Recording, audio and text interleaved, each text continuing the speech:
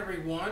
I'm Paul the Nitro Stars, and welcome once again to another edition of the Nitro Corner. So pour yourself a cup of coffee and let's start. I'm going to begin with two topics this week.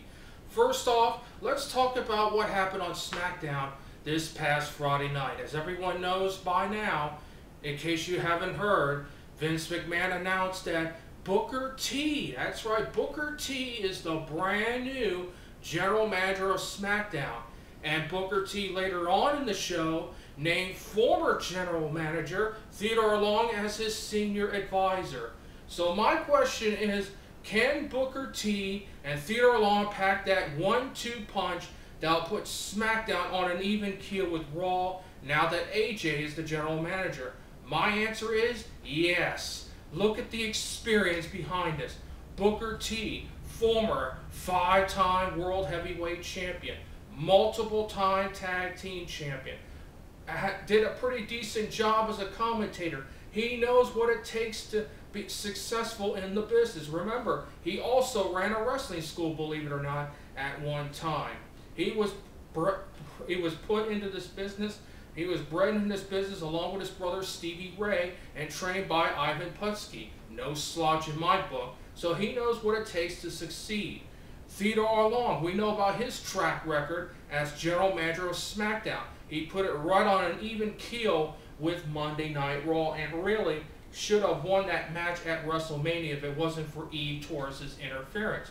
So with that combined experience, Theodore Long's track record as general manager, he knows what he's doing. He started out as a referee, believe it or not, in the old NWA. He became a manager after becoming a referee. Then he worked in the World Wrestling Federation as a manager. Then as the general manager of Smackdown. Look at that experience, combine that with Booker T's experience.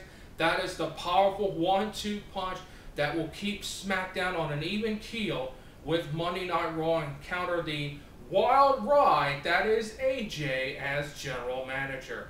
And I wish the both of them the best of luck as the Smackdown general manager and the senior advisor, respectively. I'm looking forward to their reign on Smackdown. Now for the second part of the question I posed this week on Facebook. My opinion about the aces and eights in TNA. Do I know who they are? Absolutely not. I do not know their identity whatsoever. I have never seen them before in my life. The aces and eights, though, makes me think of other creative angles, more interesting angles like the NWO. Can you tell a difference here? Gang-style attacks, secrecy. The only difference is Scott Hall revealed himself as the first member of the NWO. The aces and the eights have not revealed themselves as of yet. How about before that? Funk's Master Wrestlers back in FMW, for those of you who like frontier martial arts wrestling in Japan. Terry Funk formed his own stable. But the aces and the eights have it because they have not revealed their identity yet. How about the Four Horsemen? One of the greatest stables of all time. The aces and the eights, though, have just a little slight edge because they have not identified who they are. They have that element of mystery that is causing all kinds of concern in TNA and has kept the focus of the fans on that particular subject. Their hit and run attacks have been the talk of TNA.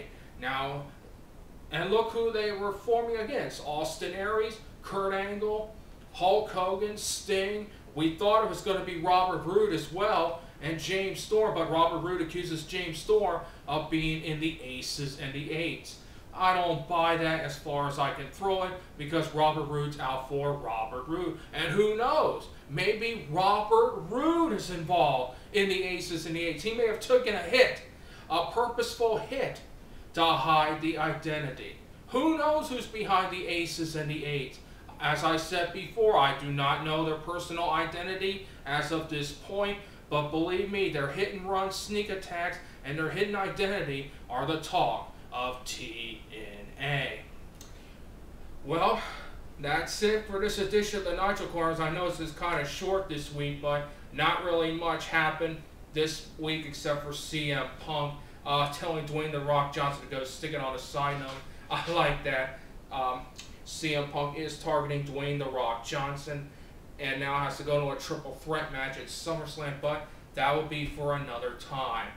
Well, that is it for this edition of the Nitro Corner. Thank you so much for joining us. My name is Paul the Nitro Skywers. Until next Sunday morning, this is Paul the Nitro Skywers saying, so long, everybody.